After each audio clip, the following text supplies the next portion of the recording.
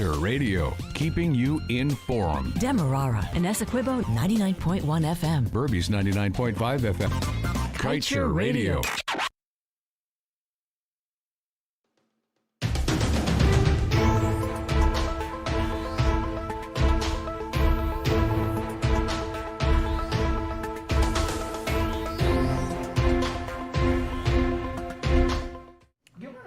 Namaste to you, ladies and gentlemen, and welcome to the Monday edition of the Lall Show, right here on Kaieteur Radio 99.1 and 99.5 FM. The Lall Show comes your way this every Monday, Wednesday, and Friday at 19 hours 20. So once again, welcome, and of course, I have with me Mr. Lall, who will make his presentation one times permit us.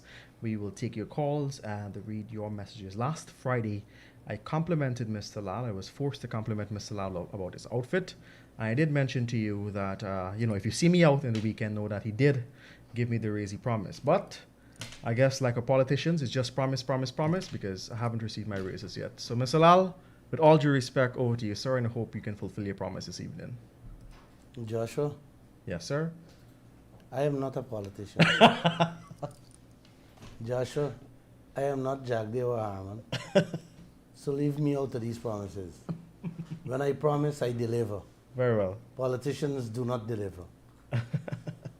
And just to let you know, today, they had a little protest in front the Guyana Embassy in London, asking for a renegotiation of the Exxon contract.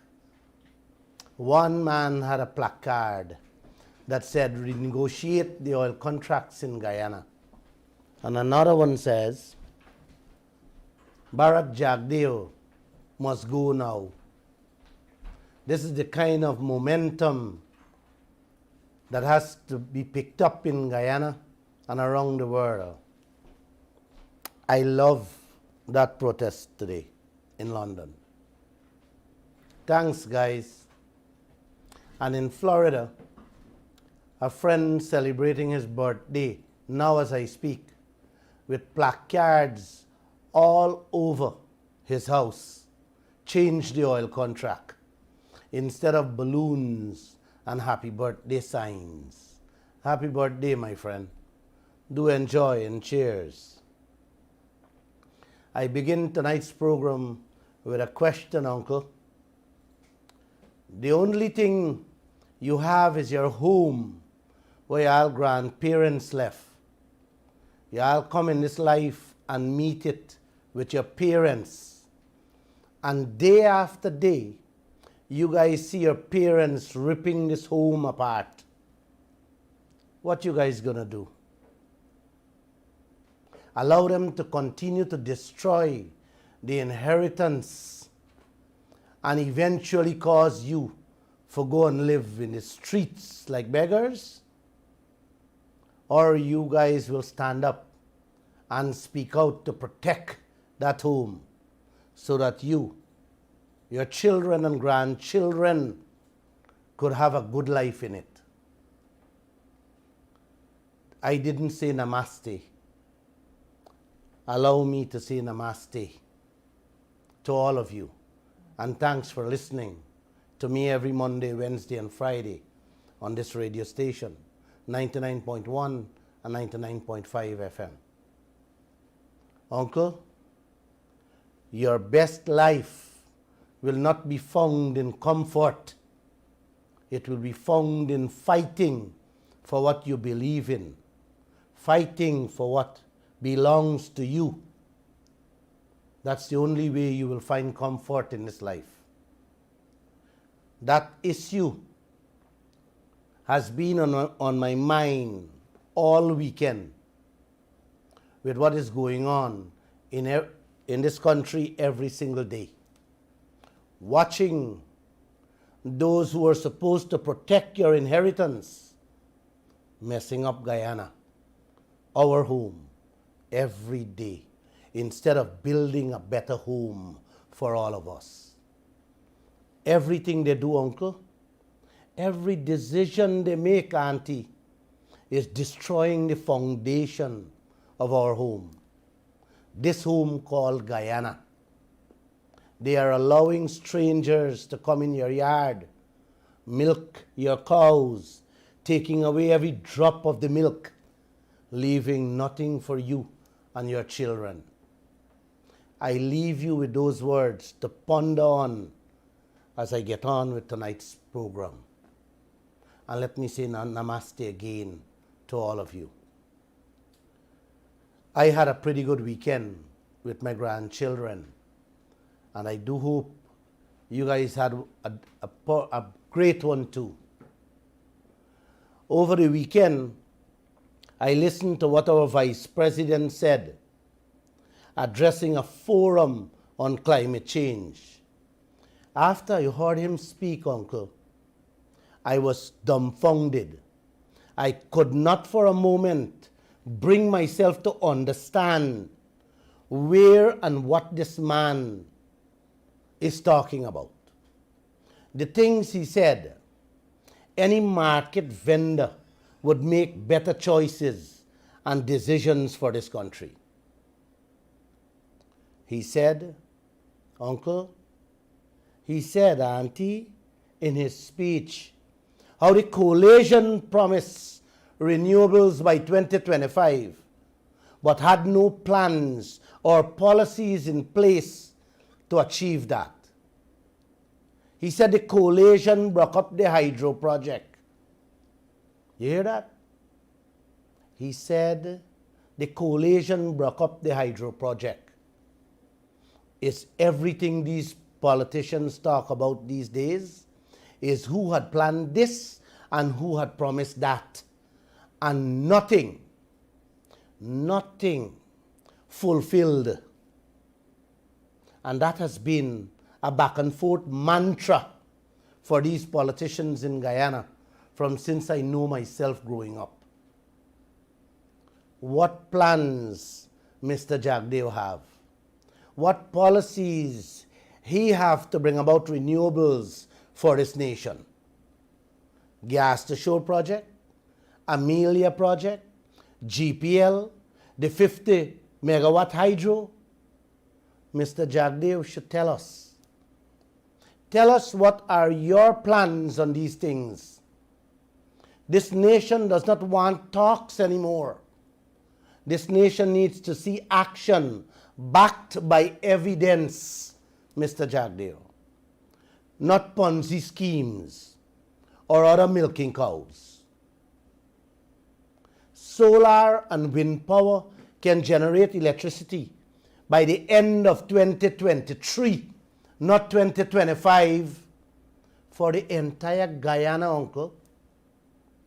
And it can be produced cheaper than those secret Ponzi milking cow projects Jagdeo is going to do.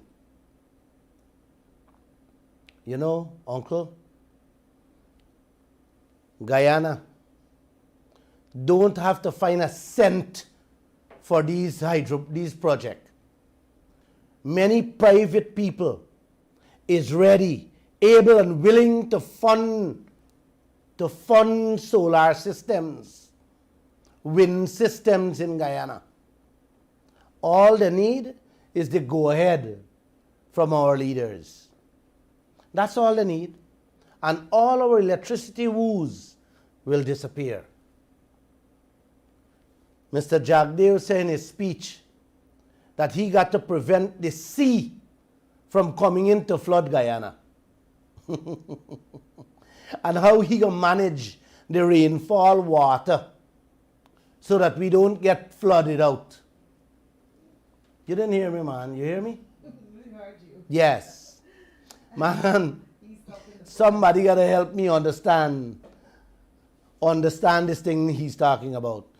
Because it's only he and the Creator know how they can prevent seawater from coming in to flood us.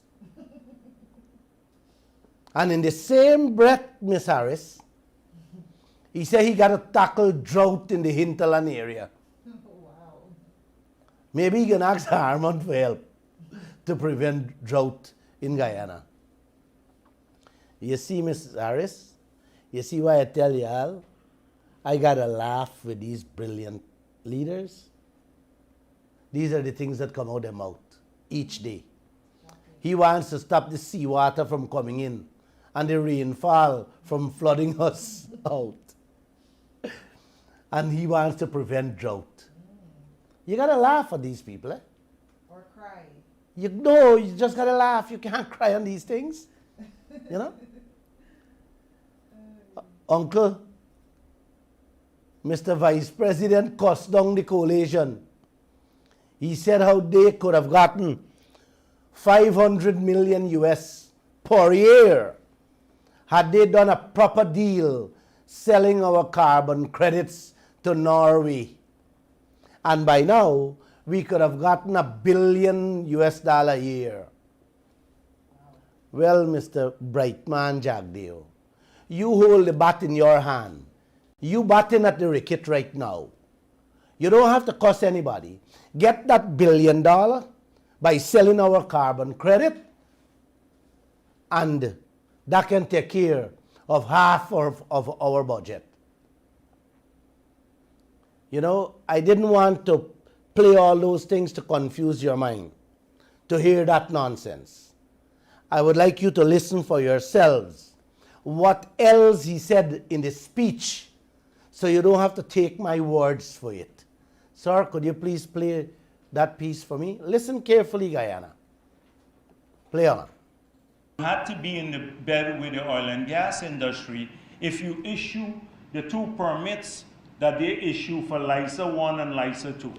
And 6 weeks after we got in office, we issued an environmental permit for the Kaieteur project that sought to address the deficiencies that they had not addressed in those 2 permits. One, we put in place a carbon tax at $45 per ton for flaring. That is one of the most advanced taxes anywhere for an EPA to be basing it on carbon emissions, anywhere in the world that the oil companies operate. They didn't have that under the LISA 1 and LISA 2 permits that they are issued. Secondly, a commitment to cradle-to-grave management of waste. Thirdly, a treatment of wastewater before it's discharged up to an international level. And then fourth, about how we deal with eventualities should there be a spill, to tighten up the obligations of the companies. And in this one now, and we made it clear that the 2 other permits, their conditions have to evolve over to the conditions of the Kaieteur permit. And now we're working on Yellowtail, and we've started looking at insurance for in case there is a spill. So we are growing the obligations of the company all the time, building up. You should be ashamed to talk about us and the oil and gas industry. Ashamed. Wow. Wow, you heard him yourself. Should be ashamed to talk about the oil and gas industry.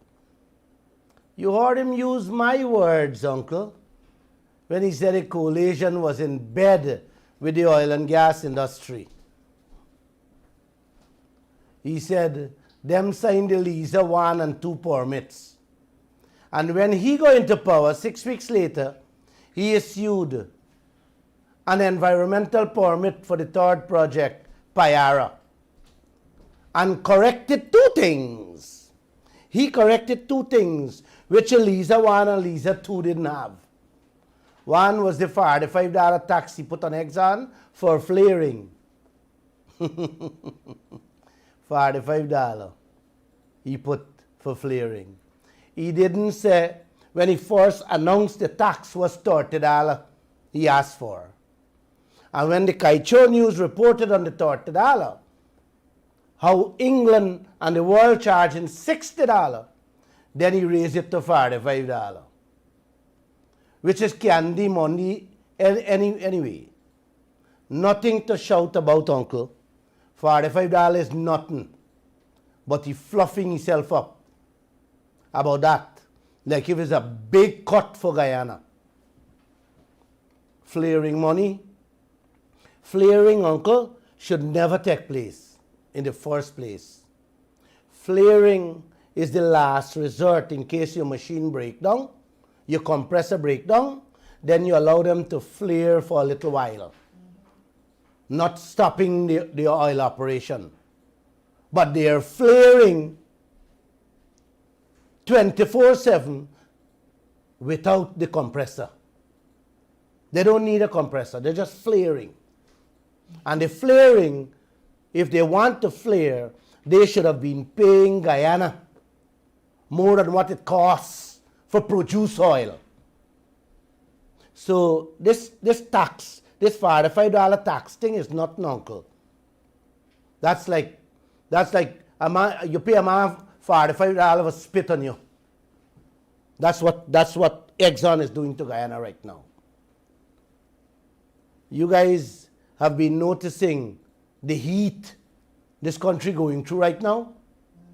My AC has to change in my room. It's not cooling the room enough at nights.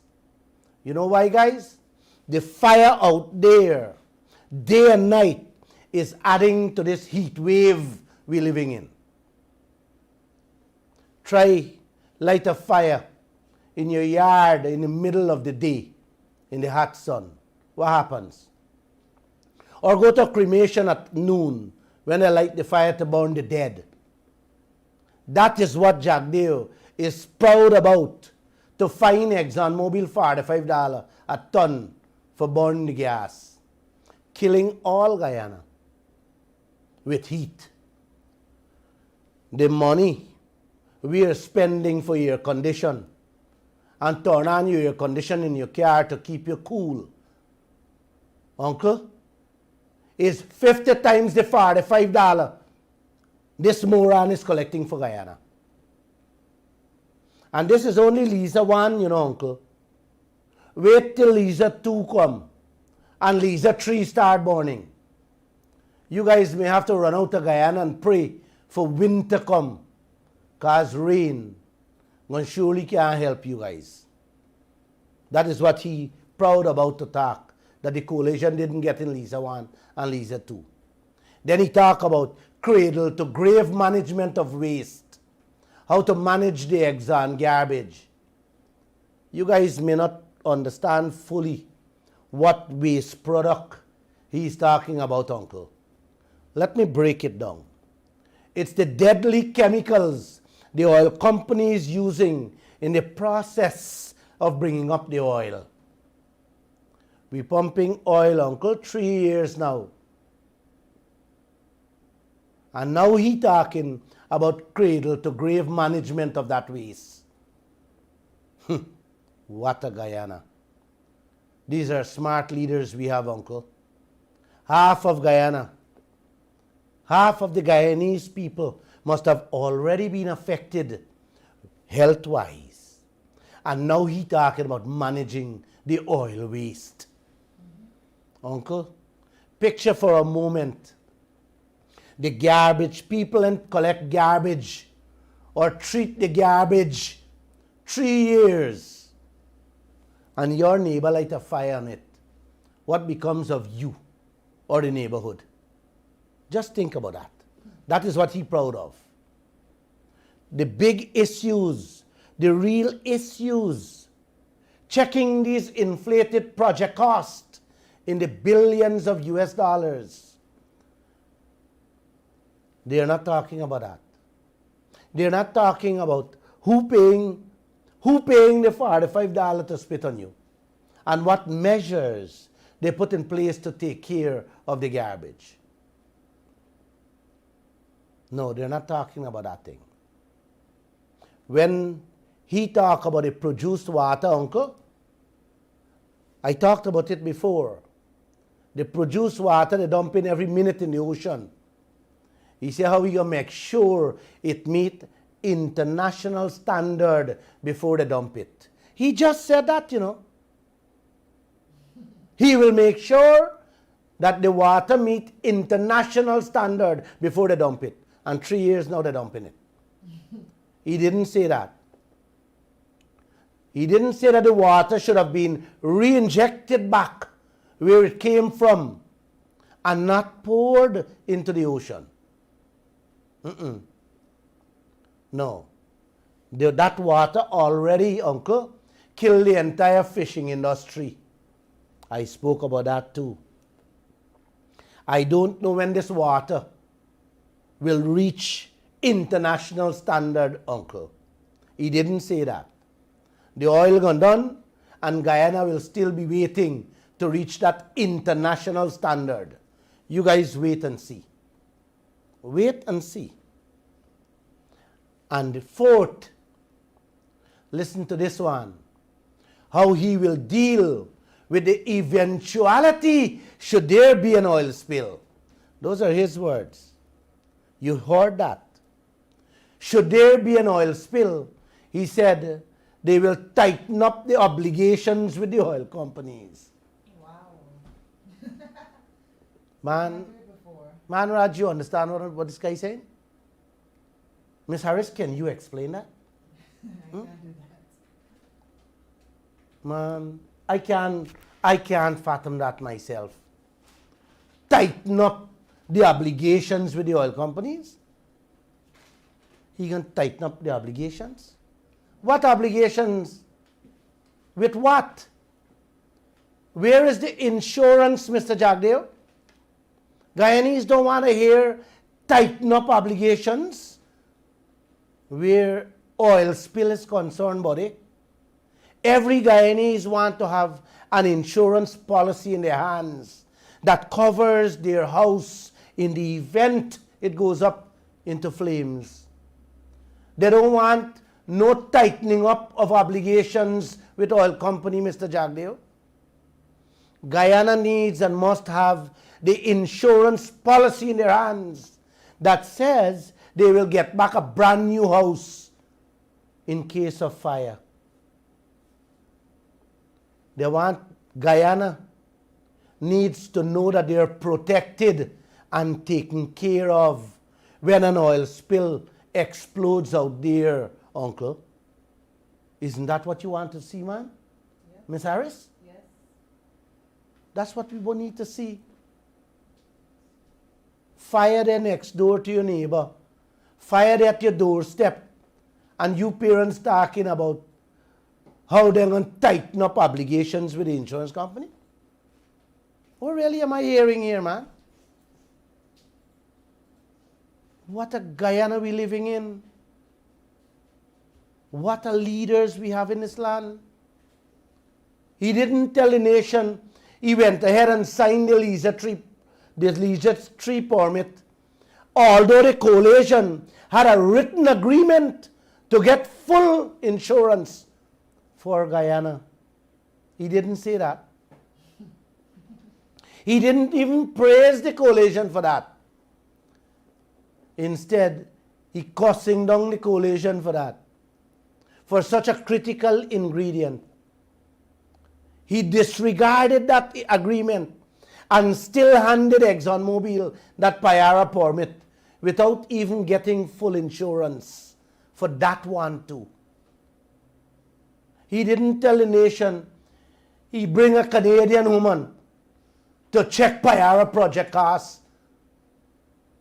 That $9 billion cost, which is double the Liza 1 and 2 projects he cost the people about. Not a word you hear from him. And he knew that Liza 1 and Liza 2 project cost was messed up by the coalition. He didn't correct the third one.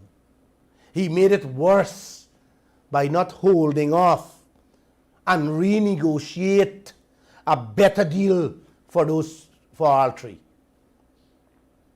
He did exactly, uncle, what the coalition did and signed it away without even demanding the most important thing other than insurance. Taxes. Our taxes. He didn't demand that. He didn't demand anything, uncle. He just signed it away. Then he went on to say he's working on the fourth project, Yellowtail. And they have started looking at insurance. Yes, he said that. Wow. For in case there is a spill. You hear that? started looking at insurance for in case there's a spill. So they are growing the obligations of the company. Hear that? He's growing the obligations of the oil company. You guys heard his language. They're growing the obligations, auntie. All the time building up. I don't know what I mean. Growing the obligations of a company. Can somebody explain that for me? You know what that man is telling you, uncle?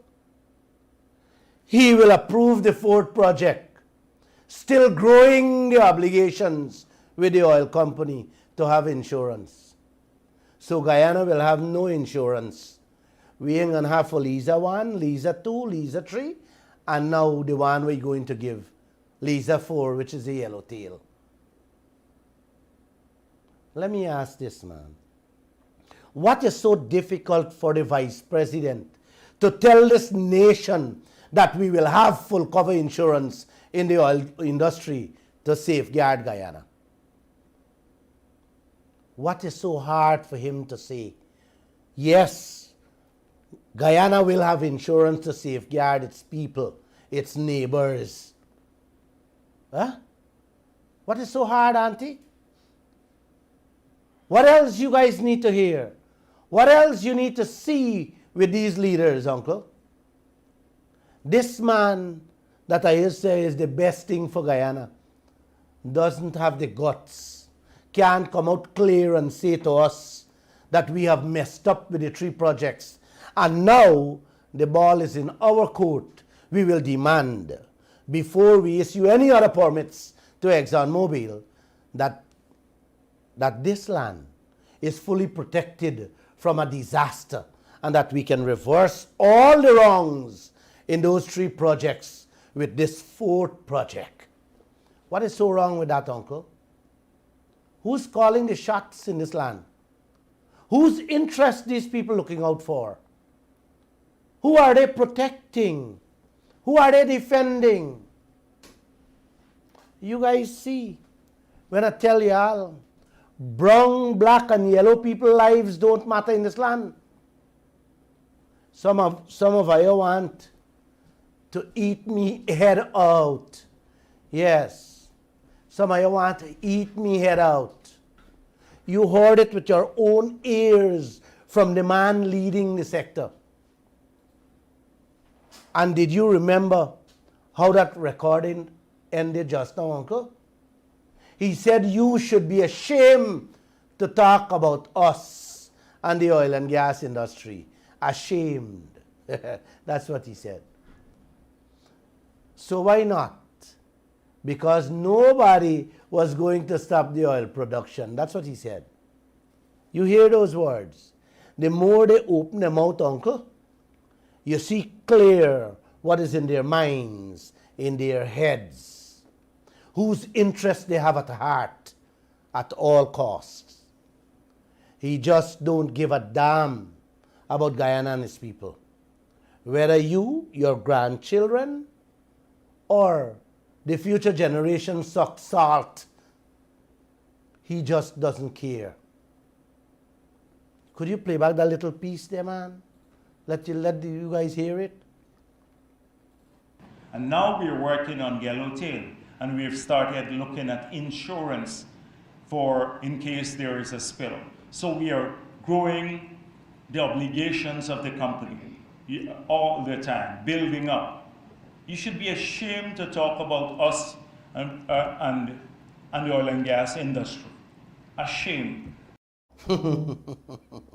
Ta-da! You should be ashamed to talk about us. You see what they're doing? Fighting against each other. Shaming each other. And all two of them doing the same thing. Ta-da! The most important things, uncle, your bills, project costs, local content spending, your taxes, a better deal.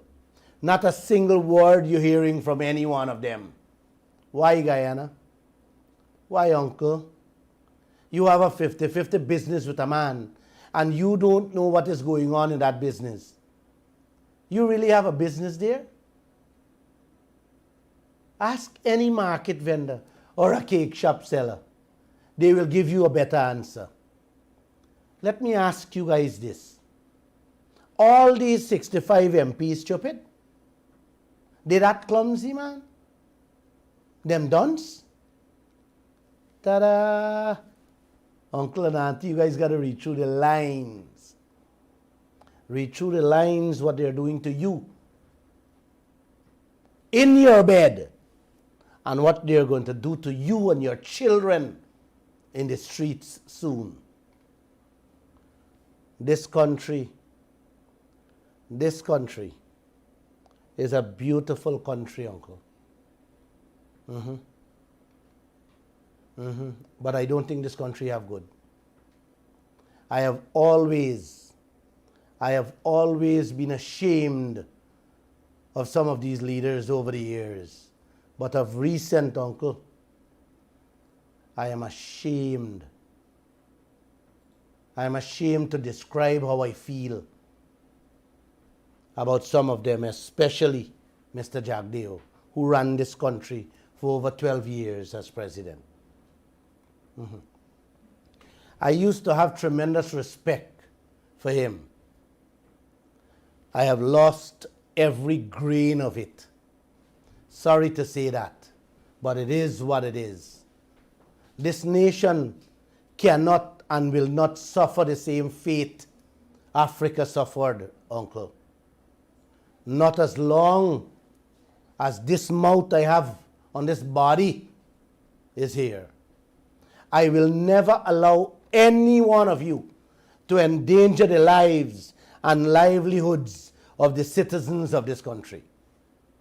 I will never be quiet on our resources to give the Guyanese people a great life they deserve. I just can't. I will be pushing firewood every day under their feet. That will ensure every citizen of this country live a good life, even if it cost me my life. I just want you guys to listen to another piece of his speech. Could you play that for me, please? Therefore, if you do not have fossil fuel being introduced at the same pace with the growth in demand, and demand globally for energy is growing, it's not receding, then how are you going to meet the gap? It means that you have to meet it from fossil fuel. So we are arguing that once there is a need to supply fossil fuel globally, why should Guyana be shut out? A lot of the IPCC and IEA and many NGOs are saying, don't explore, don't develop any new resource. So what will happen? What effectively they're telling us? That you have a $4 trillion economy, $4 trillion, and they want to keep it as a monopoly for Venezuela, the United States, Norway, Saudi Arabia. So they will continue to supply because you can't develop anything else. We have to be responsible. Our per capita GDP is $6,000. Those countries range above $50,000, not Venezuela, but the others. Where is the fairness in that? So once there is a need for fossil fuel globally, that should be part of the supply. But having said that, we support a carbon price wherever fossil fuel is being used. And we believe if you put a carbon price in place, then it will accelerate the transition away from fossil fuel. So globally, we support a decarbonized world as quickly as possible. But we must not lock in by our own action a monopoly for these countries that are already producers. We got to be shooting ourselves in the foot.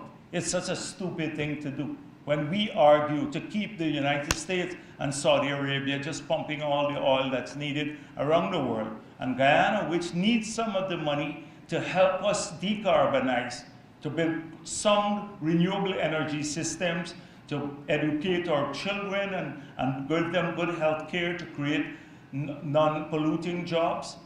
We must just sit on our hands and they keep pumping the oil. And the world continues to need oil. In fact, the demand is growing. Look at the United Kingdom. They're hosting COP. A couple weeks ago, well, a few months ago, they had a problem, escalating in price of gas, 5-fold increase. And the prices went up to the consumers. And they just fired up some of the old plants that they had, fossil fuel plants. They just fired up, we are going there to the UK for COP, and they just fired up their fossil plant. They look out for their people. So we have to have nuanced positions. The word nuance and nuanced position is lost on this opposition. It's doctrinaire. It's doctrinaire. It's just like repeat the obvious. We, in a country, if you want to succeed and have growth, that's how we deal with it. Well, already I'm talking too long. So I hope that we can have real conversations around cost and clarification of policy issues. That's what we're here about. And you can question the government here about how it intends to address various things. That's what we're here about, rather than listening to lectures from people who should know better or who have no moral standing to give any lecture. Wow, you guys heard him, Uncle and Auntie? Wow. Them looking out for their people. And we would be shooting ourselves in our foot if we don't pump oil. Wow. Lies, nonsense, and madness is not in the business equation of life, Mr. Jagdeo. Sound and smart decision making is what will take you to great heights. When I listen, Uncle, how this Vice President described his understanding of the oil sector, it sent a shock wave down my spine as to what is in store for Guyana and all its people. You heard him in his own words what he said. Every single word and sentence he used there to describe what is happening in the oil business, even a market vendor was selling shell out. Is smarter than him. Man, it's sad to tell you this, but we are in extreme danger with this guy running this oil sector. Mr. Jagdeo said, the demand for oil and gas is growing, and why Guyana should be shut out. He said there's a big market, and only a few people wants to hold on to that monopoly. But once oil is in demand, and we don't grab onto it, we will be shooting ourselves in our foot. You heard him. So we have to be responsible. That's what he said. Then he went on to say how our GDP is 6,000 per capita. And we got to raise that with our oil, like Norway, the USA, and Saudi Arabia. He said them per capita is range at $50,000 US per person. I think, Uncle, I think this man should be removed from office and go somewhere and enjoy the fruits of life he already acquired. When a leader understands business that way, he needs rest. He needs to go take a 5, get some breeze off. Norway, Saudi Arabia, and the USA, GDP per person is not 50,000. It is more than 50,000 per person. In Norway, Uncle, is 92,000 per person. And every citizen there is a millionaire in American dollars. And in the USA, every citizen is 56,000 US dollar. You know how those countries reach there, Mr. Jagdeo? Because they have been getting their rightful share of their oil. And they have been managing the sector right. Checking on every piece of spending so that they can get their rightful share. They have collected every single cent of taxes. A matter of fact, some countries increase their taxes for oil companies to pay, Mr. Jagdeo. Norway is one of them. Why is Guyana share? USA gets 16.6% royalty plus profit and taxes. Saudi Arabia pumping the oil, them oil themselves. So everything is for them. Norway gets 15 to 20% royalty plus profit sharing. And plus the increased taxes on the oil companies. Is what Guyana get, Mr. Jagdeo? Is what you're all settling for, that you're not changing. Yes, that less than 2%. And robbery sharing, not profit sharing. Or share robbery with no taxes. That is what you, Mr. Jagdeo, and Mr. Harman, Trotman, Granger, and the rest of them do to Guyana. And you guys have no shame. None shame whatsoever. And are you talking about who ain't got shame for who ain't got shame? All these things, uncle, can be corrected in a twinkle of an eye tomorrow morning. But you guys, the politicians, ain't making a move. Is what you all getting personally out of this for not saying a word or correcting this situation we find ourselves in, man? What each one are you getting personally? May I ask? Mr. Jagdeo, I can understand you want to get in the monopoly. But you have to tell the people of this country and show the people of this country what Guyana will be getting. 1%. And ExxonMobil gone with 99%. Come on, Guyana. And now you talking about a Ford project? You talking about Yellowtail? And how the oil people will have to live up with their obligations where insurance is concerned? Where our fair share is concerned, uncle? Where our taxes is concerned, uncle? You guys gotta be joking, man. I will have to do a special program. I gotta talk on this Yellowtail, this Ford project, during the coming days. But I want to say this loud and clear. If you guys allow Vice President Jagdeo and your opposition leader Joseph Harman to approve this Ford project without fixing the wrongs like flaring, dumping of the produced water, without correcting the loopholes in which we are losing out billions, correcting the tax giveaway without getting our fair share. Man, I think I'm done with this radio program. I will leave you all to suck salt. Choose whatever else y'all want to suck, if y'all want to suck. I gone.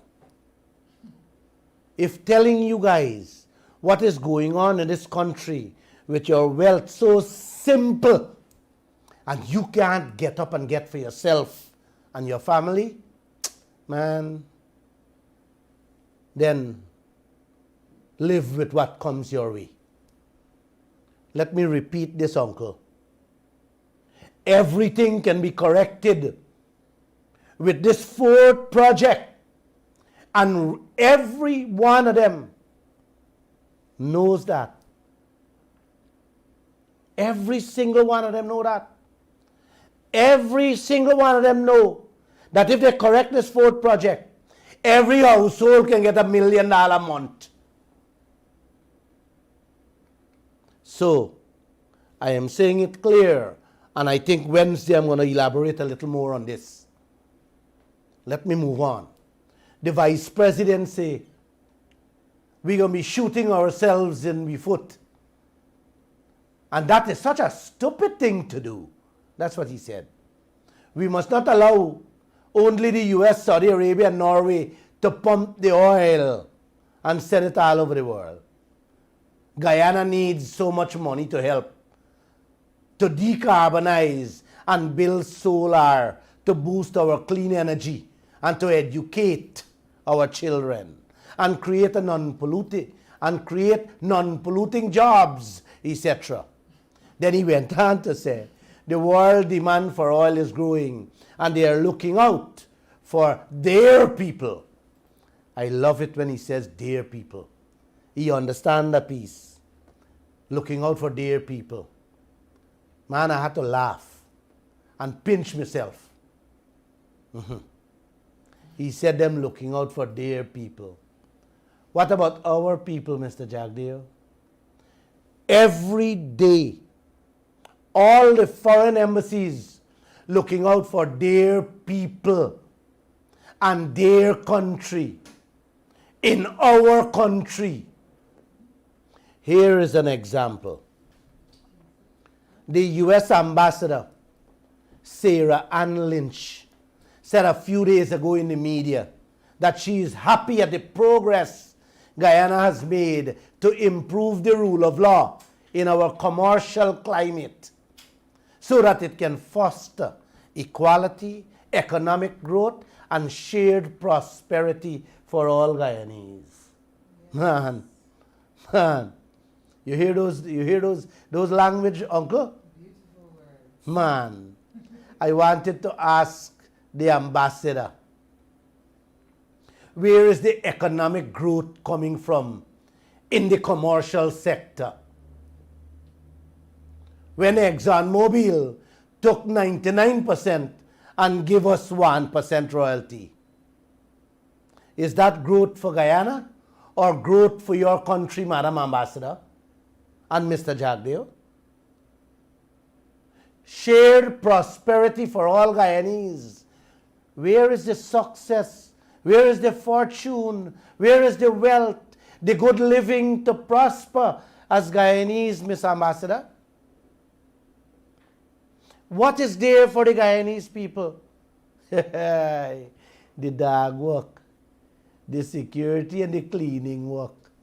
That is what Guyanese will prosper on. Let me remind you, Ambassador, Mr. Jagdeo and Mr. Harmon, ExxonMobil was proud to announce just the other day that they will begin drilling 24 holes for the owners in Kaieteur and Kanji blocks. And Exxon was very happy to say how them already got a fleet of supply boats, helicopters, and drill ships ready to take over all the work, auntie. Oh, Madam Ambassador, here, Exxon are ready to take over all the work. Oh, yes, this is the commercial sector the ambassador talk about. This is the prosperity for Guyanese people. Where is the shared prosperity you're talking about, Mrs. Ambassador? What is there for me and the Guyanese people? What ExxonMobil is leaving for us in the commercial sector? Is what kind of work they can get? Sweep down them boat and wash down them floating ships. That's what they left in for us. Then she went on to say how she government looking forward to the local content report and the Natural Resource Fund, the NRF Act, being finalized. Oh my gosh. Oh no. Wow, what a Guyana. Man, when I hear these people talk, uncle, I feel like a low life. I feel like I never been to a school. These people eyes ain't past us. Trust me. The eyes ain't past this nation. I just can't find words to describe how disrespectful they are to the Guyanese people. Yep. Local content report. Exxon handing us bills in the billions, and she saw how vague it is, without any details as to what and how those billions of US dollars are spent. And she has the nerve to tell us she looking forward to see the local content report. And then tell us in the same breath that she wants to see the NRF Act finalized. Finalized with what? The Natural Resource Fund, Madam Ambassador? What kind of money they in there? 300 or 400 million dollar. Them few penny from Exxon we got sitting in there. You concerned about that act and our laws? This is a laugh story here tonight. Should have concerned how the leaders circumventing the rule of law to benefit the oil companies who robbing us blind. Should have concerned about that. Should have concerned it will stifle the growth and shared prosperity for all Guyanese. That is important to say.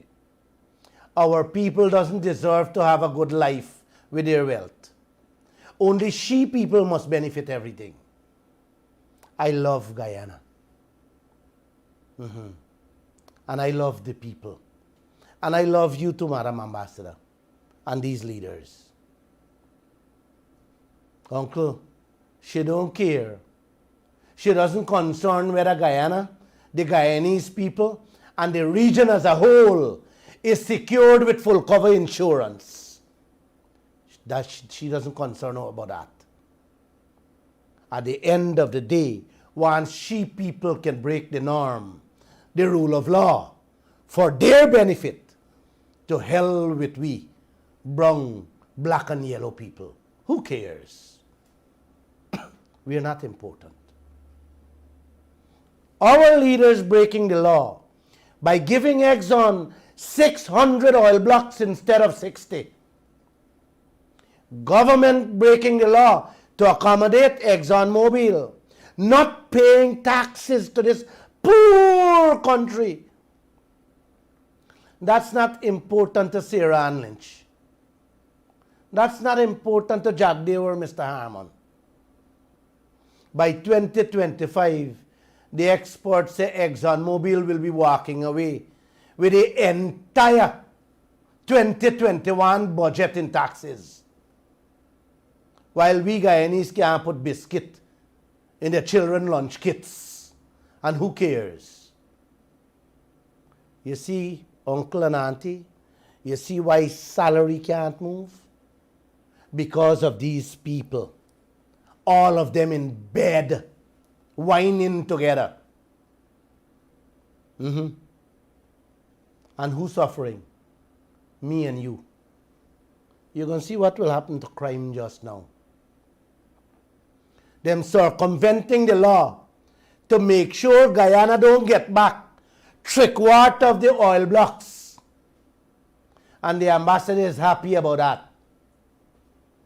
Now she have the nerve to say she is happy to see the progress Guyana making to improve the rule of law. Ta-da! We can't check ExxonMobil books. We not getting production reports. We don't know what they're taking out and for what. And that is the rule of law we ambassador is happy about. I love this country, like I said, and I love all these suckers. You know, her last name is Lynch. It's very appropriate for what the whites did to the black, brown and yellow people in America. Lynch them. That's what they're doing right here. Lynching us. All financially. All over again. And these morons we have for leaders can't vision that. They can't see that. Good day in this country, uncle? Think about that. President Ali is in Dubai, learning the oil business, and maybe he will come back to make some changes. What you say, Josh? You think so? What you say, uncle? Vice President Jagdev and a delegation is currently in Ghana on a 3-day visit. Ghana Vice President who received Guyana Vice President told the world that Guyana team is here in Ghana to learn about the country's experiences in the oil and gas sector, with particular reference to local content and participation, legal framework, and general best practices in the exploration and drilling of oil. And they agreed to share practical ideas in the oil sector. Ta-da!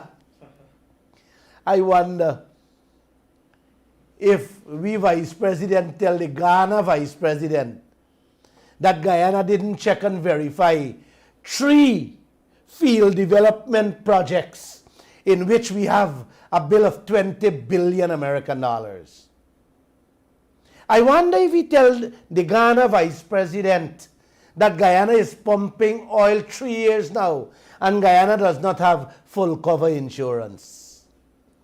I wonder if we tell the man that Guyana doesn't know the interest rate we are paying on a 40 billion US dollar loan Exxon have out there.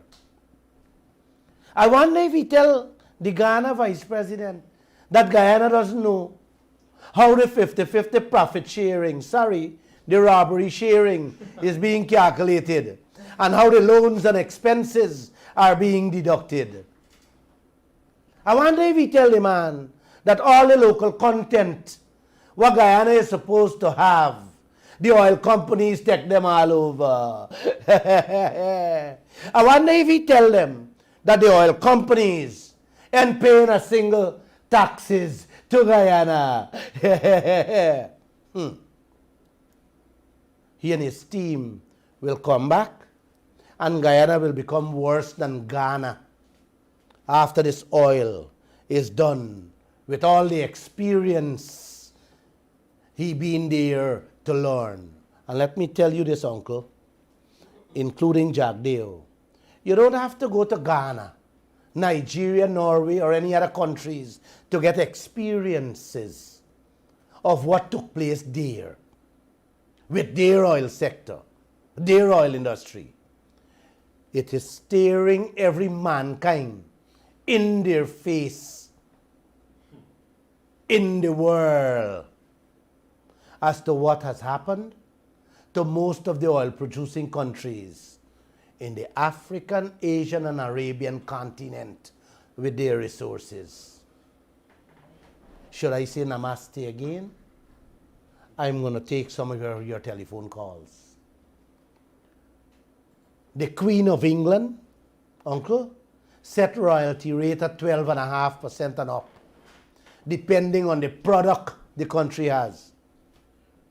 When it comes to rare products like we gold, diamond, bauxite, manganese, and now our sweet oil, she would have certainly demanded no less than 51%, like Kuwait and some other countries. Some of the African, Asian, and Arabian countries, uncle, received 12.5% and more in royalties and profit sharing for their oil and their other minerals.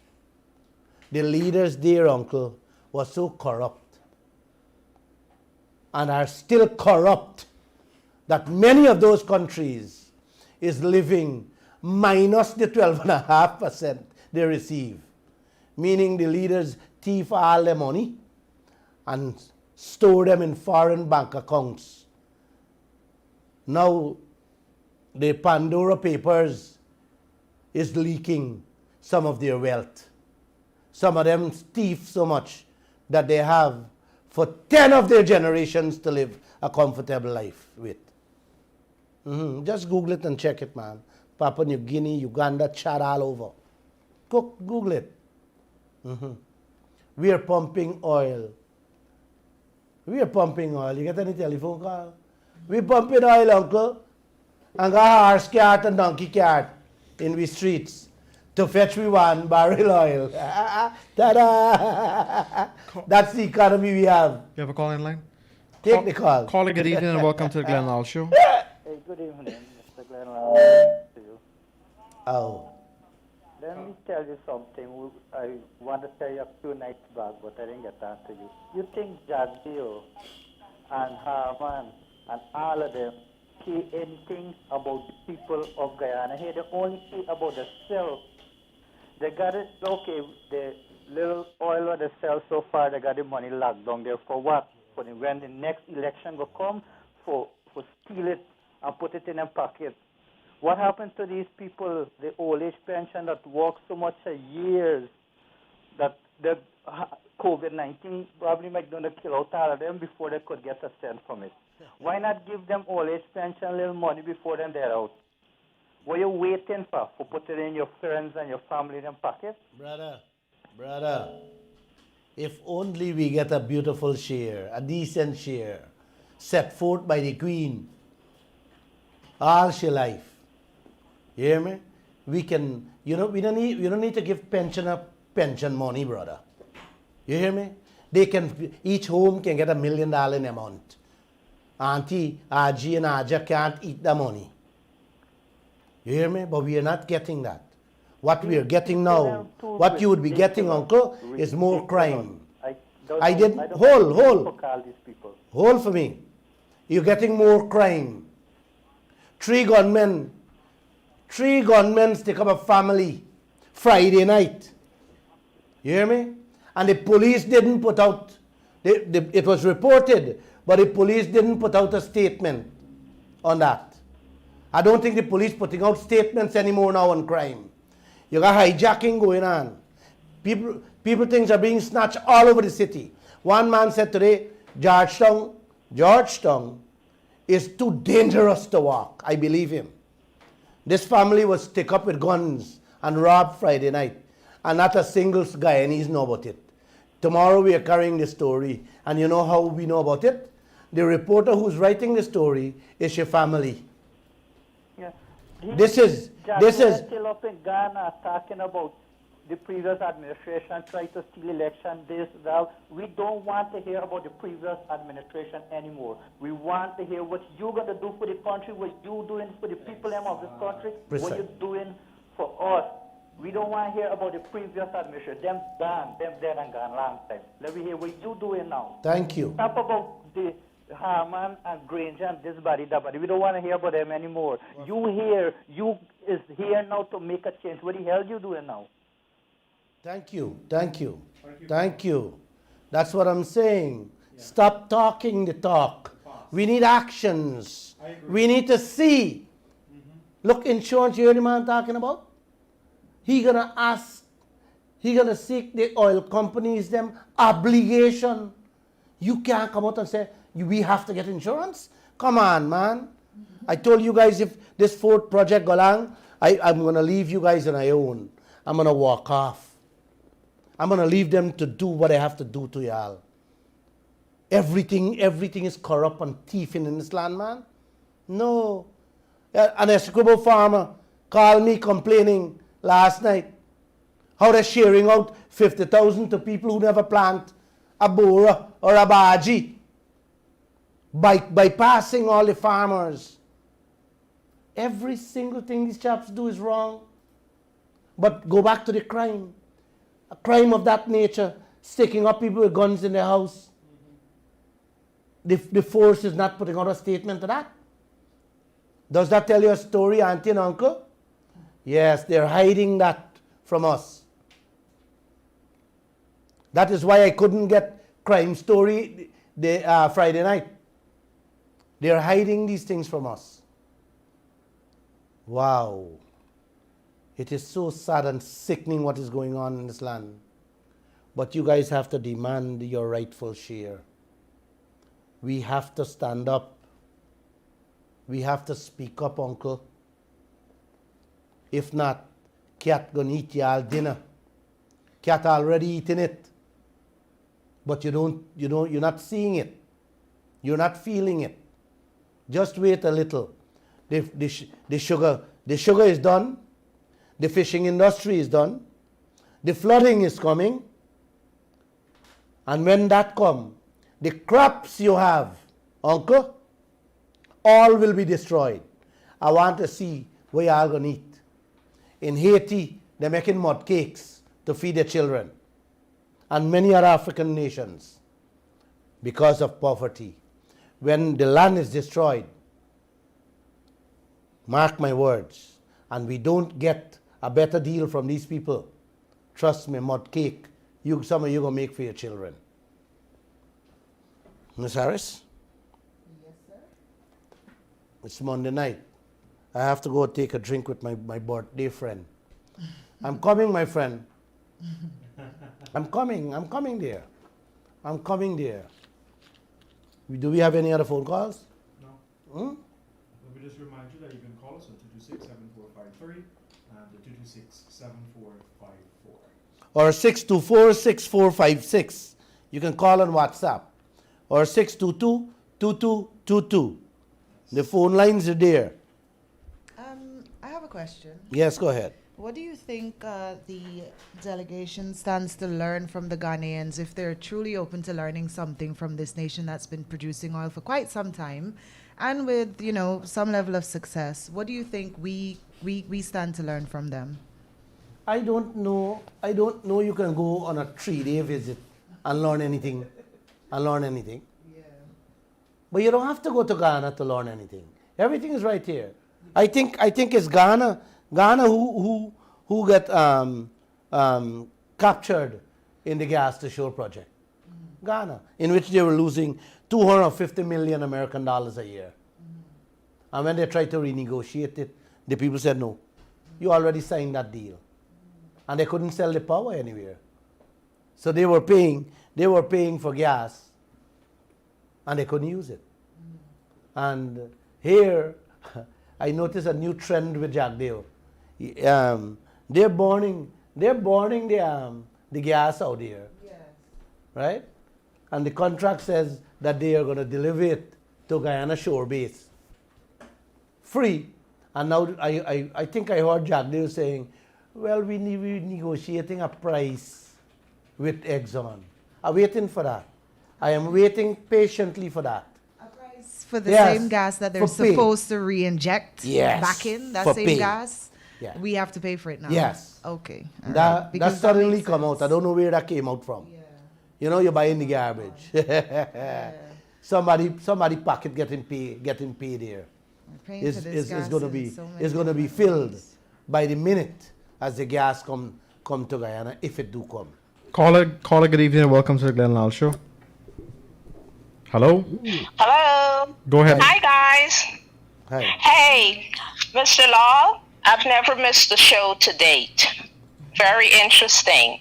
Thank you. And thanks for doing the research so that we don't have to Google all of this stuff. Anyway, last week's show really revealed the reason, answered the question as to why there is so much rumbling in the ocean. You finally brought it to circle to let us know it's about hurrying up to get as much as they can before they have to return anything. Mm-hmm. Quite interesting. Mm-hmm. Also, I have another comment about the aunts and uncles that you mentioned. I'd like for you to include also the youth population. They need to know that they're also included in this discussion. And I know that most aunts and uncles will probably not participate as much because they may be quite comfortable with what they get monthly, their pension. So there may not be much movement, on their end. So we need to involve the youth population. So I would like to hear you mention them when you do mention aunts and uncles, and let them know they're also needed in this fight. Can you hold on the line? And, Can you hold on the line? and that, okay, sure. I address uncle and aunt because uncle and aunt are the elders. The young people today, they don't have time to listen to radio. They're too busy with their lives. And the reason I'm doing that for auntie and uncle, so that auntie and uncle, when they come home, they can educate them. That's the only reason I'm using auntie and uncle. I think auntie and uncle reaches everybody. Go ahead. Maybe, but probably my passion is about the young people because aunts and uncles have lived their lives and they may not be looking forward to too much more because, like I said, the young people, we need to get to them. I don't think they're being approached as vigorously as we need them to because most of them that graduate already have plans to probably leave the country or they may find work. But it's the middle section that I'm concerned about. And if we don't pay attention to them, then they'll just be about what they do. They're the group that are into crime, and then they're the other group that just feel there's nothing there for them. I hear so that's my point about saying, and you young folks and youth population, they have to feel included in this, so that I want to hear them calling in and getting involved, because mostly it's always been about the adults, relegating authority to the youth. But the world has changed now, and so the older generation are set in their ways, and they've gone through life in a different era. We are living in a different time right now. But also quickly, I'd like to say, Ms. Harris, thanks for representing, because this is another point. I don't hear the female population. Where are you guys? Women, please represent. Do not let the male run the show. Back to back male callers. Where are the female? See, this is what we'll have to do. Get people riled up so that they can make their point. I don't hear females calling in.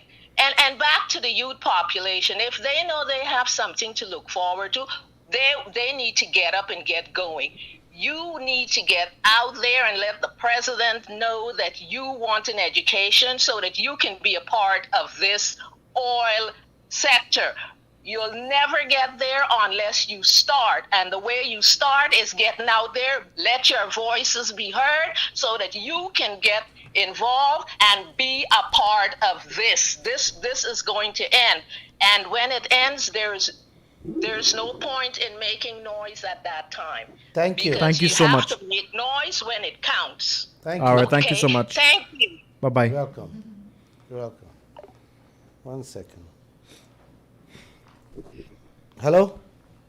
Hello? Yes, sir. Good night. I'm on the... Hello, Mr. Glenn. Hello, Yes. Ms. Harris. How are you? Yes, go ahead. Guys, that's the last caller, that lady, she's spot on. The younger generation need to play a part. But Mr. Lall, you're correct too, because most of the time they spend their own time doing stuff and they're not interested in the program. But somewhere along the line, we will have to entertain them or get them involved. I think she's perfectly correct. I hear both of you. But I want you to know this is big people stuff we're talking about. All right? Yes, sir. And I am targeting the big people, the auntie and the uncle. Okay? All right, thank you. When you hear when you hear your fishing industry is disappearing because of the oil, you got to tell auntie and uncle, young kids doesn't understand that. Auntie and uncle understand that, my friend.